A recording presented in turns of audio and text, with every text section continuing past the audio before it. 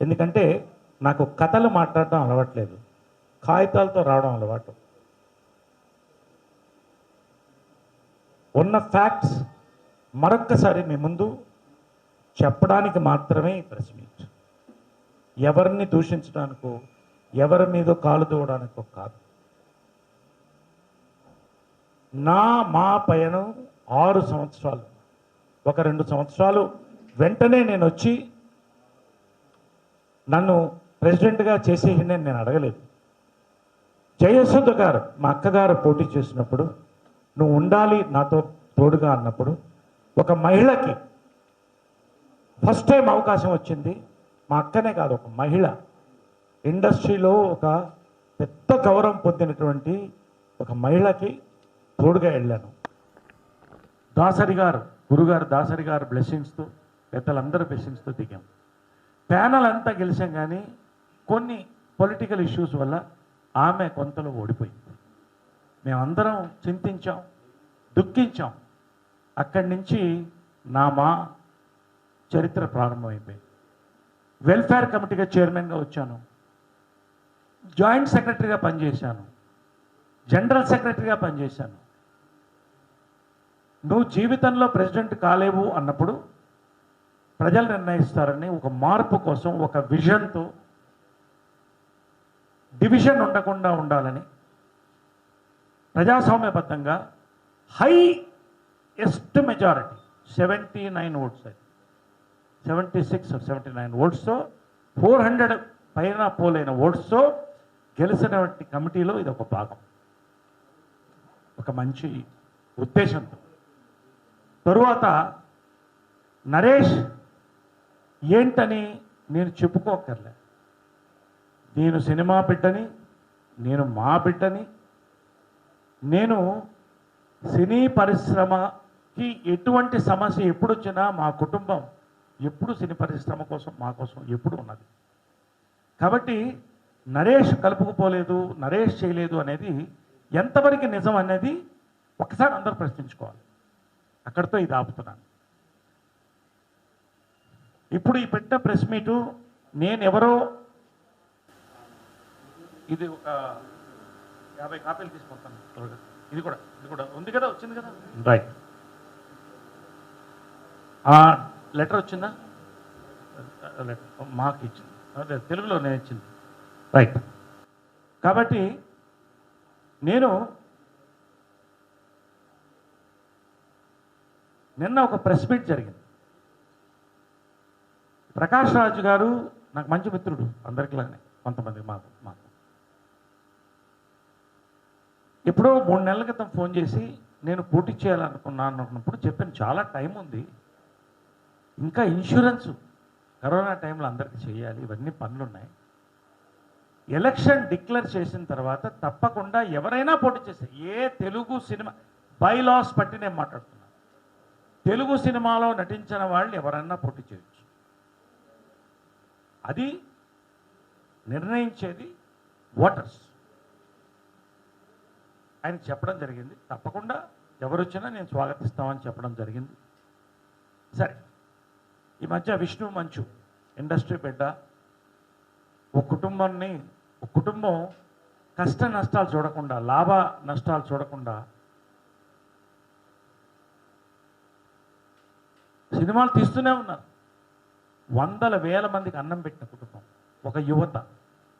నేను పోటీ చేయాలన్నటువంటి ఆలోచన ఆయనకు వచ్చినప్పుడు, ఆయన పోటీ చేయాలని, తప్పకుండా ఎవరు వచ్చినా నాకు స్వాగతం అని నేను చెప్పాను. ఒకటి, నేను లాస్ట్ టైం గెలిచిన మరుక్షణం ఒకటి చెప్పాను, 6 సంవత్సరాలు నా పయనం, దయచేసి 2 సంవత్సరాలు తీసుకోవద్దు. జాయింట్ సెక్రటరీగా, జనరల్ సెక్రటరీగా, వెల్ఫేర్ కమిటీ చైర్మన్గా, ప్రెసిడెంట్గా నేను గెలిచిన ఫస్ట్ మాట చెప్పిందంటే, నేను ఒక్కసారే పోటీ చేస్తాను, రెండోసారి చేయను. ఈ 4 సంవత్సరాలు నేను చేసినటువంటి పని, జనరల్ సెక్రటరీగా అందరూ ఆమోదించినటువంటి పని, అవన్నీ నేను చెప్తాను. ఎందుకు చెప్పానంటే, మా అనేది ఒక రాజకీయ వ్యవస్థ కాదు. ఎంతోమంది పెద్దలు, కృష్ణ గారు, చిరంజీవి గారు, ఫౌండర్ ప్రెసిడెంట్ గారు, కృష్ణరాజు గారు, చిరంజీవి గారు, మోహన్ బాబు గారు, మురళీమోహన్ గారు, దాసరి నారాయణరావు గారు, ఇంకా ఎంతోమంది పెద్దలు మెట్టుగా ఇటుకగా హైదరాబాద్ వచ్చి సినిమా పరిశ్రమ సెటిల్ అయిన తర్వాత తెలుగు వాళ్ళకి, తెలుగు నటులకు గొడుగు ఉండాలి, అందరం కలిసి వాళ్ళకి సహకరించడానికి పెట్టినటువంటి సంస్థ ఇది. నేను బ్రీఫ్గా మీకు చెప్పేశాను, ఇప్పుడే చెప్తాను. కాబట్టి ఎవరు వచ్చినా మాకు సంతోషం. నిన్న అసలు ఇంకా ఇన్సూరెన్స్ పనులు జరుగుతున్నాయి. కరోనాలో ప్రాణాలకి అడ్డు పెట్టి మేము మా డబ్బులు మేము వేసుకొని ఇన్సూరెన్స్కి ఎంతవరకు చేయగలి ఇవన్నీ నేను చెప్తాను. చేస్తున్న సమయంలో నిన్న ప్రకాష్ రావు గారు ప్రెస్ మీట్ పెట్టారు. ప్రెస్ మీట్ పెట్టే అధికారం ఎవరికైనా ఉంది, నేను కాదంటలేదు. ఆయన ఏం నేను తప్పు పట్టట్లా, కొంతమంది వారితో ఉన్నారు. అందులో మా కమిటీ మెంబర్స్ కూడా కమిటీ ఫోర్స్లో ఉండగా అక్కడ ఉన్నారు. కొంత బాధ కలిగింది అందరికి కూడా, పెద్దలందరికీ కూడా, మాకు అందరికి. రెండోది, నాగబాబు గారు మంచి మిత్రులు, విత్ డ్యూ రెస్పెక్ట్. 4 ఏళ్లుగా మా మసక పారిపోయింది అన్న మాట బైలాస్ ప్రకారం కూడా తప్పు, ఎవరు అనకూడదు. మాలో ఒక ఫార్మర్ ప్రెసిడెంట్ ఉండి మాతో కలిసి ఉండి ఎన్నోసార్లు ఆయన కలుసుకున్నాను, చేస్తున్న పనులు చెప్పాను, లెటర్లు పంపించాను చిరంజీవి గారికి, అందరికి కూడా, మా కృష్ణరాజు గారికి, అందరికి పంపించాను లెటర్స్. అలా చెప్పడం అనేది మాకు కూడా షాక్ అయింది. ఒక్కసారి రివ్యూ చేసుకున్నాం. 2 సంవత్సరాల్లో కొంత అసమ్మతి ఉన్నప్పటికి కూడాను పెద్దలు అందరూ కలిపారు, కలిసి పనిచేయాలి, ప్రగతి వైపు నడవాలి, కాబట్టి మనం కలిసి నడుద్దాం అని ఒక నిర్ణయంతో వచ్చాం. కాబట్టి నిన్న కూర్చుని 3 అవర్స్ రివ్యూ చేసుకున్నాం. 2 ఇయర్స్లో ఏం పని జరిగింది, మా మసక పారిపోయిందా, ముందు అడుగే వస్తుందా, ఇది మేమందరం కూర్చుని నిన్న ఒక డాక్యుమెంట్, డైరీలో మేము పొందుపరిచింది, అందరూ సంతకాలు, జీవిత గారు నేను సంతకాలు పెట్టిన డాక్యుమెంట్ని మేము ఒక డాక్యుమెంట్ తయారు చేసాం. అది మీకు అందిస్తాం తర్వాత. అలా మాట్లాడడం అనేది ఒక సంస్థని కించపరచడం అనేది తప్పు.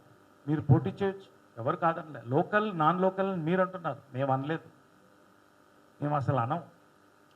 లోకలా నాన్ లోకలా, ఎంత డిసిప్లిన్ ఉంది, ఎవరికి ఎంతమంది సహకరించారు, మాకు ఎంతకాలం ఎవరున్నారు, అసలు ఓటేయడానికి ఎప్పుడన్నా వచ్చారా, జనరల్ బాడీ ఎప్పుడన్నా ఒక 30 జనరల్ బాడీలో ఒక్కడానికి వచ్చారా, ఇవన్నీ వాడు నిర్ణయించుకోమన్నారు. నేనేం మాట్లాడలేదు, అందరు కలిసే పనిచేస్తాం.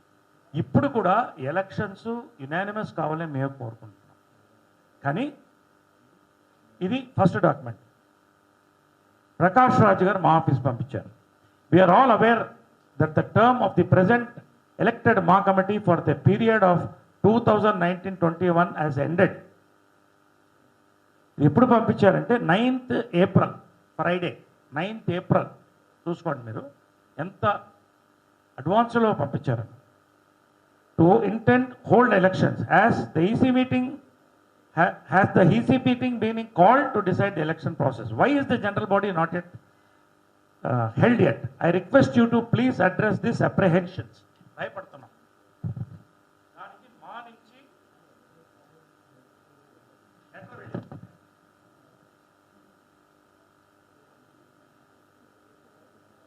ఎందుకంటే ఇవన్నీ చదివితే మీకు ఎక్కువ ఇదిగా ఉంటుంది కాబట్టి మీకు పంచుతాం, మీరే చూడండి. దానికి సమాధానం మేము వెంటనే ఏప్రిల్ 12వ తారీఖున ఇవ్వడం జరిగింది. ప్రకాష్ రాజ్ గారికి ఈమెయిల్ పంపించాం మరుసటి రోజు, same day. Movie artist association ప్రధానంగా 1 సెప్టెంబర్ టు సెప్టెంబర్ ఉండేది. ఎందుకు ఉండేదంటే వచ్చే కొత్త కమిటీ మీద బర్డన్ పడద్దు, ఈ అకౌంట్స్ అన్ని పూర్తి అవడానికి ఏప్రిల్, మే, జూన్ అవుతుంది. జూన్ తర్వాత జనరల్ బాడీ పెట్టుకుని చేయాలి. మధ్యలో అది మారింది ఎందుకో. జనరల్ బాడీలో 2019 జనరల్ బాడీలో పరుచూరి శ్రీ పెద్దలు, ఇండస్ట్రీకి ఒక పెద్ద మా మెంబర్ పరుచూరి గోపాలకృష్ణ గారు ఈ పాయింట్ని ప్రపోజ్ చేశారు.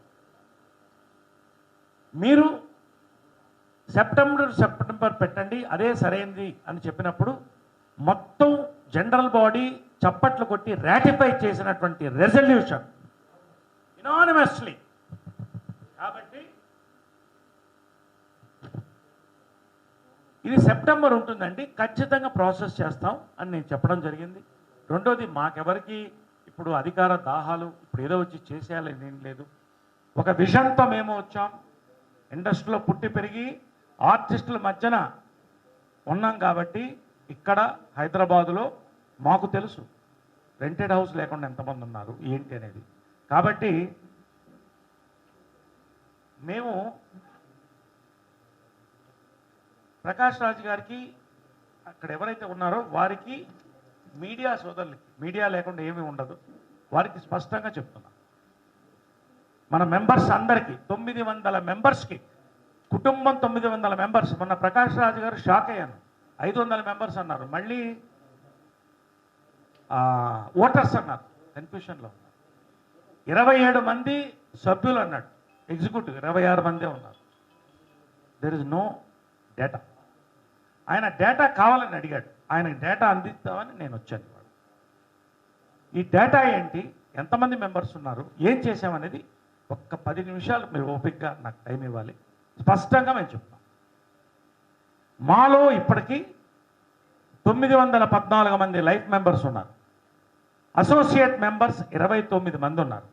సీనియర్ సిటిజన్స్ 18 మంది ఉన్నారు. 3 సంవత్సరాలుగా అసలు ఎవరికి ఏమి ఇస్తే ఎవరు కోప్పడతారు, ఒక స్కూటర్ ఇస్తే, ఒక ఇల్లు ఇస్తే, లేకపోతే ఇంకోటి ఇస్తే కోప్పడతారు అన్న ఆలోచన ఉన్నప్పుడు వెల్ఫేర్ కమిటీని నేను ప్రాణం పోసి మేమందరం రాజేంద్ర ప్రసాద్ అధ్యక్షతన, శివబాలాజీ జనరల్ సెక్రటరీగా, నేను జాయింట్ సెక్రటరీ, వెల్ఫేర్ కమిటీ చైర్మన్గా ఫస్ట్ మేము తీసుకుంది ఏంటంటే, భారతదేశంలో మీరు ఎక్కడైనా చెక్ చేసుకోమనండి, ఏ అసోసియేషన్లో జరగలేదు ఇంత అర్లీగా.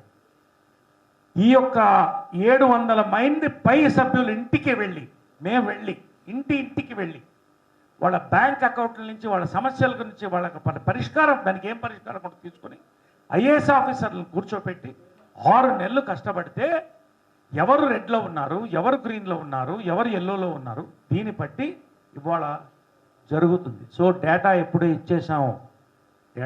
ఇచ్చేసాం. సర్వే అనేది ఒక చరిత్ర మాలో. దీన్ని బట్టే ఇప్పుడు కాదు, రేపు ఎప్పుడు జరిగిన కార్యక్రమాలు ఎవరు ప్రెసిడెంట్కి వచ్చినా కూడా ఈ సర్వే పట్టే వస్తుంది. ప్రతి ప్రెసిడెంట్ అద్భుతంగా చేశారు. నా వంతు, మా వంతు, అందరి వంతు, మా కమిటీ 26 మంది చెప్తున్నారు, అందరూ ఏం చేయాలో చేశాం. అయితే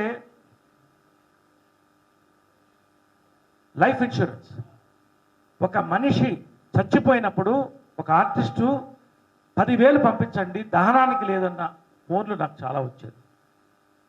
మేము వచ్చిన తర్వాత లైఫ్ ఇన్సూరెన్స్ ఫస్ట్ టైం 728 పీపుల్కి లైఫ్ ఇన్సూరెన్స్ చేశాం. 728 పీపుల్, నోట్ ఇట్.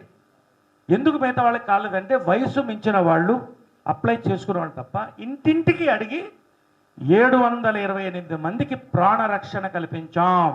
ఇది మా విషయంలో భాగం.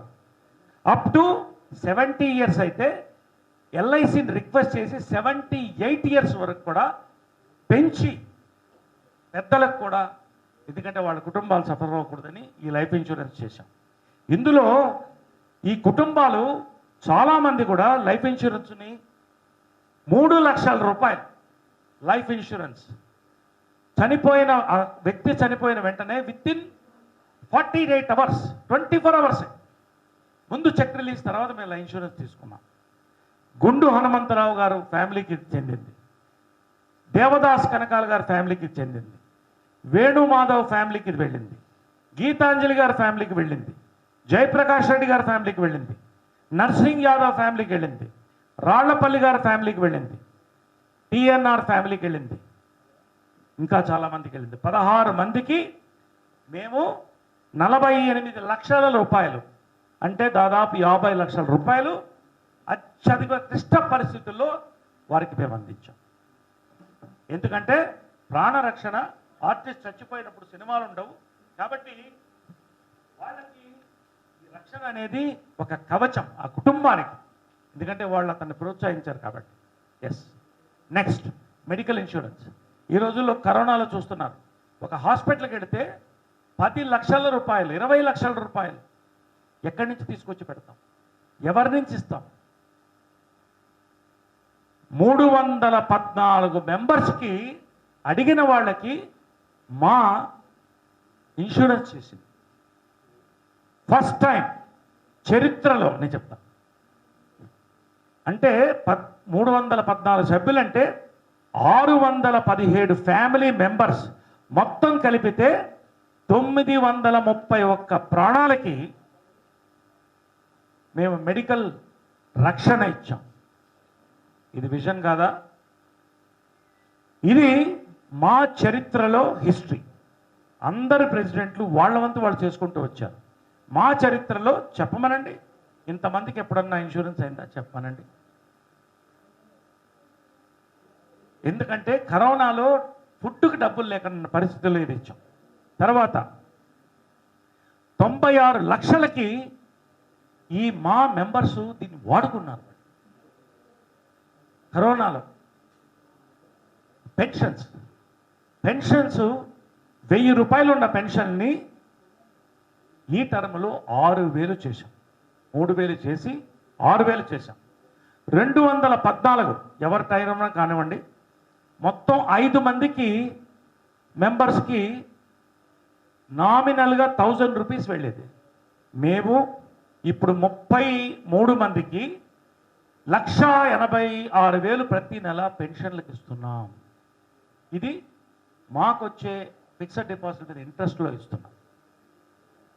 ఇప్పుడు అంటే 800% పెన్షన్లు పెంచాం. పొట్టి వీరయ్య గారు చనిపోతే ఆమె కూతురు ప్రాధేయపడితే ఆయన పెన్షన్ని పొట్టి వీరయ్య కూతురికి ట్రాన్స్ఫర్ చేశాం ఫిజికలీ ఛాలెంజ్డ్ కింద. ఇవన్నీ కూడా సమయం ఇచ్చి అందరినీ కలుపుకుని అందరూ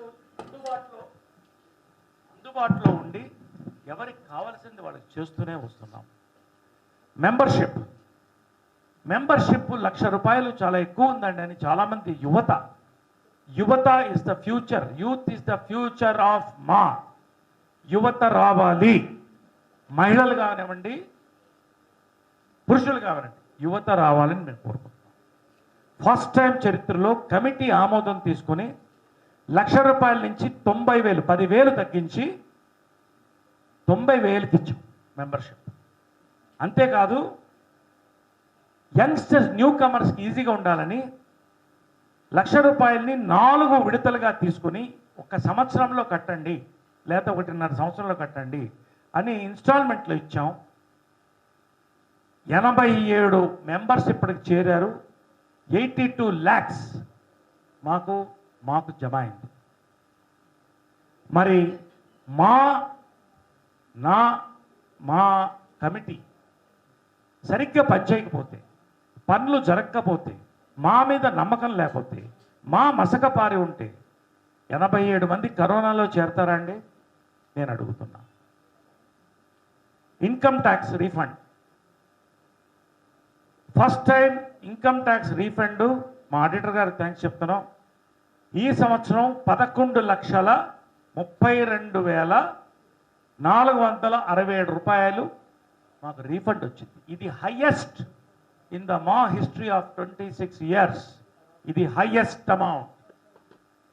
అందరి కమిటీ యొక్క కృషి, మా ఆడిటర్ గారి కృషి. కళ్యాణ లక్ష్మి పెళ్ళికి కావాలన్నప్పుడు నాకు తెలుసు, నన్ను అడుగుతారు చాలామంది, ఎవరన్నా ఒక 20,000 30,000 చదువుతారా అని. అలా ఉండకూడదని కళ్యాణ లక్ష్మి లాస్ట్ టైం శివాజీ రాజా ఉన్నప్పుడే మేము చేసాం, ప్లాన్ చేసాం. ఈసారి మొదటి కళ్యాణ లక్ష్మిది 1,16,000 రూపాయలు పద్మా జయంతి గారికి శ్రీ కృష్ణరాజు గారు, శ్యామలా కృష్ణరాజు గారు ఇచ్చినటువంటి అమౌంట్తో ఫస్ట్ ప్రారంభించాం పిల్లల పెళ్ళిళ్ళ కోసం. ఇది విజన్ కాదా? తర్వాత మాకు అప్లికేషన్స్ ఏం రాలేదు, ఎవరికి వచ్చినా చేస్తాం. తర్వాత ద్విచక్ర వాహనాలు 77,000 చొప్పున ముగ్గురికి పంచాం. 2,31,000 అయింది. ఎందుకంటే ఆర్టిస్టులు బస్సుల్లో పోవడం కష్టం, వాళ్ళకి ద్విచక్ర వాహనాలు ఉంటే ప్రజల్లో కంఫర్టబుల్గా వెళ్ళగలుగుతారని పంచాం. ఇది స్పాన్సర్షిప్ నుంచి పంచాం, మా బడ్జెట్లోంచి మేము తీయలేదు. మెయిన్గా మేము సర్వే చేసినప్పుడు మేము లాస్ట్ పేజ్ మేము సర్వే చేసినప్పుడు చాలామంది కళాకారులు, వృద్ధ కళాకారులు, కొత్త వాళ్ళు చాలామంది అడిగింది ఏంటంటే, మాకు డబ్బులు వద్దండి, అవకాశాలు ఇప్పించండి, మాకు స్థిర మీద కనపడాలంటే కళ్ళల్లో నీళ్ళు తిరిగింది మాకు. వాళ్ళందరినీ పిలిపించి ఒక సమావేశం పెట్టి ఒక బ్రోషర్ తయారు చేసి స్వర్గీయులు దాసరి నారాయణరావు చేత రిలీజ్ చేయించి జాబ్ కమిటీ అని ఒక కమిటీ ఎప్పుడన్నా చరిత్రలో ఉందా ఫస్ట్ టైం పెట్టి గౌతమ్ రాజు గారు వీళ్ళందరూ, లక్ష్మీకాంతరావు గారు మా ఎక్స్-అఫీషియో మెంబర్, వీళ్ళందరినీ పెట్టి వాళ్ళ పెట్రోల్ వేసుకుని వాళ్ళు తిరిగి దాదాపుగా 35 మెంబర్స్, చాలామంది పెద్దవాళ్ళు, వీళ్ళందరికీ అవకాశాలు వచ్చినాయి. ఈసారి కూడా జీవిత రాజశేఖర్ గారు ప్రారంభించింది. వెళ్ళాం, బ్రోషర్స్ తీసుకుని డైరెక్టర్స్ అసోసియేషన్, ప్రొడ్యూసర్స్ అసోసియేషన్ కలిసాం, ప్రొడ్యూసర్స్ కౌన్సిల్, రైటర్స్ కౌన్సిల్. కానీ దురదృష్టవశాత్తు కరోనా వచ్చి ఆగిపోవడం జరిగింది. జాబ్ కమిటీ ఎప్పుడూ లేదు, మేము పెట్టింది, మేము నడిపాము. తర్వాత 25 సంవత్సరాలు ఇందాక చెప్పినట్టు ఒక యాంథమ్ని తయారు చేసి ఒక యాంథమ్ని విడుదల చేస్తే సభాష్ అన్నారు అందరూ కూడా. అందరూ ఆ యాంథమ్కి సల్యూట్ చేశారు. ఇది రాటిఫై చేశాం జనరల్ బాడీలో. తర్వాత నేను చెప్పుకోవడానికో పొగడటానికో కాదు, కానీ నా కమిట్మెంట్, మా ఫ్యామిలీ కమిట్మెంట్ కూడా నేను చెప్పాలి. కరోనా టైంలో కూడా ఏ ప్రోగ్రాం లేనప్పటికీ మా విన్నపం మేరకు 30 లక్షల రూపాయలు విరాళం వచ్చింది. 30 లక్షల రూపాయలు అంటే మెంబర్షిప్ ఎవరిని కలిగితే ₹1 కోటి దాటి 30 లక్షల రూపాయల విరాళంలో జీవిత రాజశేఖర్ గారు వాళ్ళు సినిమాలు వాళ్ళ ఇబ్బందులు ఉన్నా కూడా 10 లక్షల రూపాయలు మనస్ఫూర్తిగా వెళ్ళిచ్చారు. వాళ్ళని అభినందిస్తున్నారు. తర్వాత 15 ఫస్ట్ లాక్డౌన్లో ఆకలి అన్నం లేనని పరిస్థితిలో చాలామంది ఫోన్లు వచ్చినప్పుడు నేను అందరితో ఒక మెసేజ్ పెట్టి పర్సనల్గా, నేను లాక్డౌన్లో నాకు సినిమాలు లేవు, but I'm very happy, well of, 900 మందికి మెసేజ్ పెట్టాను. మీకేమన్నా కావాలంటే నన్ను అడగండి, మీ బ్యాంక్ అకౌంట్లోకి వేస్తాను 10,000 వెంటనే అంటే 150 మంది అప్లై చేసుకున్నారు. 130 మంది అప్లై చేసుకున్నారు. అంతేనా? 140 మంది అప్లై చేసుకుంటే వీళ్ళందరూ మా కమిటీ అంతా పనిచేసి రాత్రి పగళ్ళు వాళ్ళ బ్యాంక్ అకౌంట్స్ అన్నీ తీసి మళ్ళీ ఆ కరోనాలో ఆఫీసులకు వెళ్ళి మా ఆఫీస్లో విత్ ఇన్ 1 వీక్ 10,000 రూపాయలు, 14 లక్షలు వాళ్ళ అకౌంట్లో జమ చేస్తే, మొన్న కూడా చెప్పిన ఉన్నారు, ఆ రోజులు ఆపరేషన్ అండి, ఈ 10,000 నాకు చాలా హెల్ప్ అయింది, తిండికి హెల్ప్ అయింది, రకరకాలుగా థ్యాంక్స్ చెప్తూ ఇప్పటికీ రాస్తారు. రకరకాల స్టేట్స్, తమిళనాడు, కర్ణాటక, ఇక్కడందరూ కూడా పంపించాం. పేర్లు చెప్పకూడదు ఎందుకంటే వాళ్ళ బట్ లిస్ట్ ఉంది. ₹1,00,000 చిరంజీవి గారు చేస్తున్నటువంటి మంచి పని సిసిసి కూడా ₹1,00,000 నేను డొనేట్ చేశాను. రాత్రి చిరంజీవి గారు నాకు ఫోన్ చేశారు, 9:30కి ఫోన్ చేసి మనస్ఫూర్తిగా అభినందించారు. చాలా బాగా పనిచేస్తున్నారు, చాలా మంచి పని చేస్తున్నావు, సొంత డబ్బులు నీ సబ్బులు ఈ టైంలో పంచడం అనేది మంచిది, సిసిసికి కూడా ₹1,00,000 ఇచ్చావు, చాలా హ్యాపీ నేను నరేష్ అంటే. నిజంగా నేను సంతోషపడ్డాను. కృష్ణరాజు గారు నీకెంత తోడ్పడతాను, ఎంత కావాలో చెప్పు, ఎవరికి ఏం కావాలో నేను చూస్తానని చెప్పి ఆయన కూడా చెప్పడం జరిగింది. ఎంతోమంది పెద్దలు ముందుకు వచ్చారు.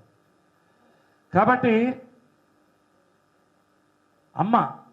మా అమ్మ ఘట్టమనేని విజయనిర్మల గారు, ఆమె ఎప్పుడూ ఏ పదవి కోరుకోలేదు.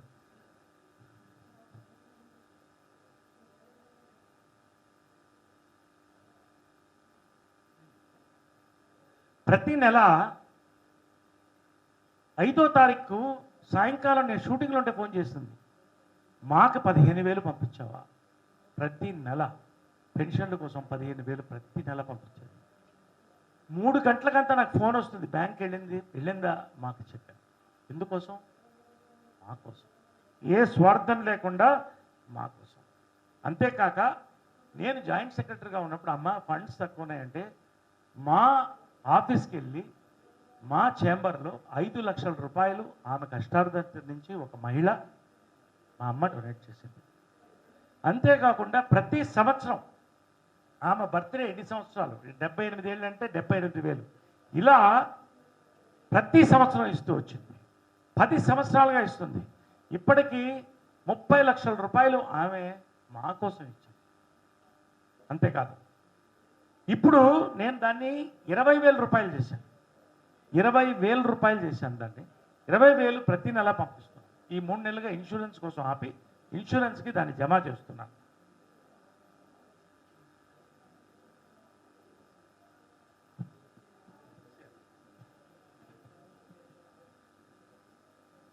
ఇది నేను ఏదో గర్వంగా చెప్పుకోవట్లేదు.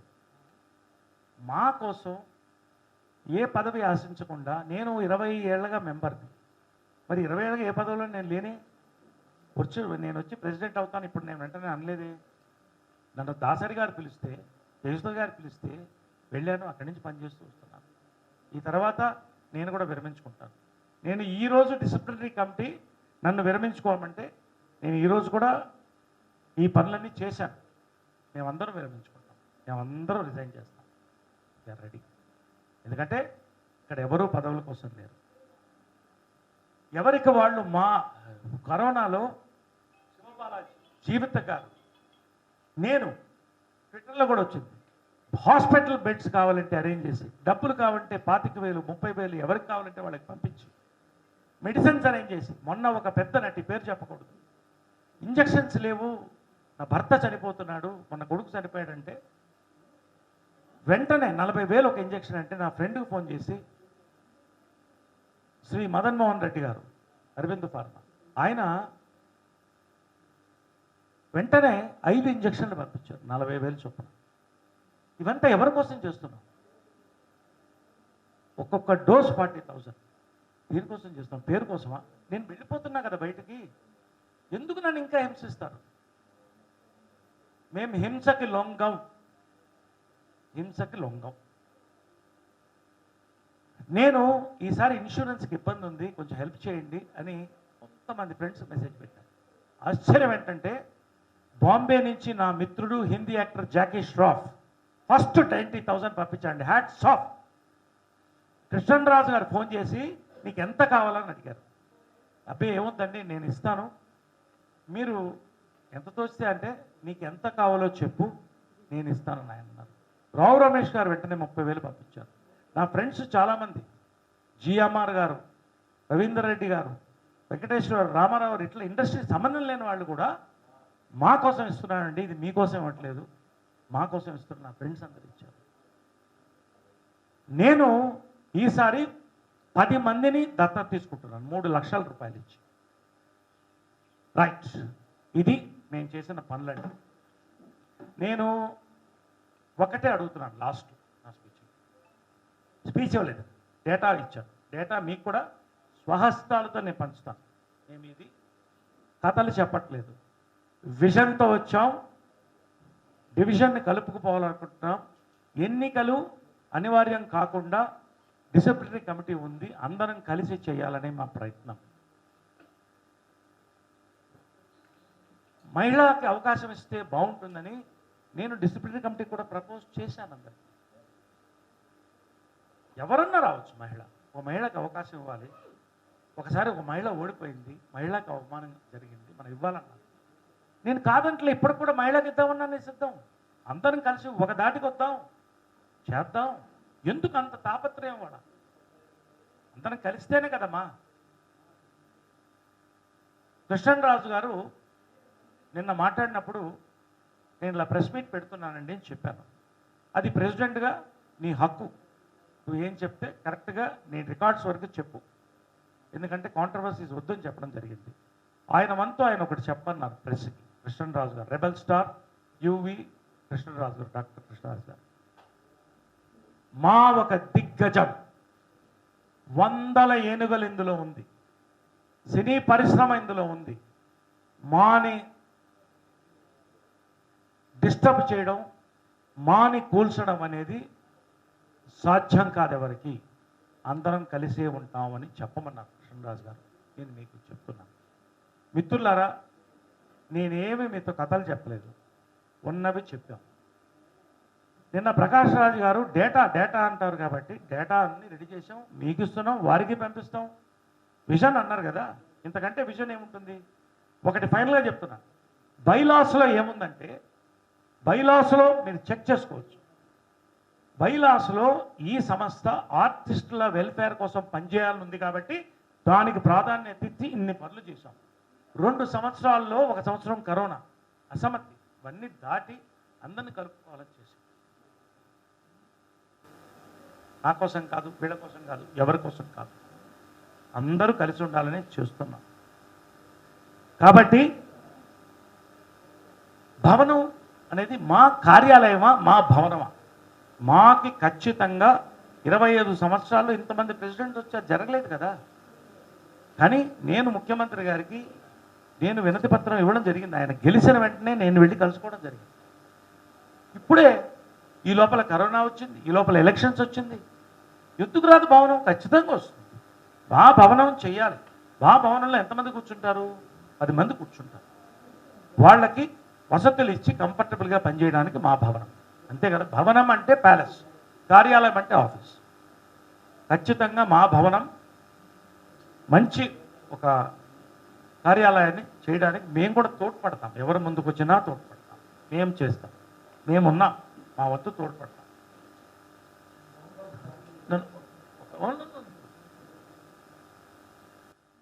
కాబట్టి silence please. Hello hello hello.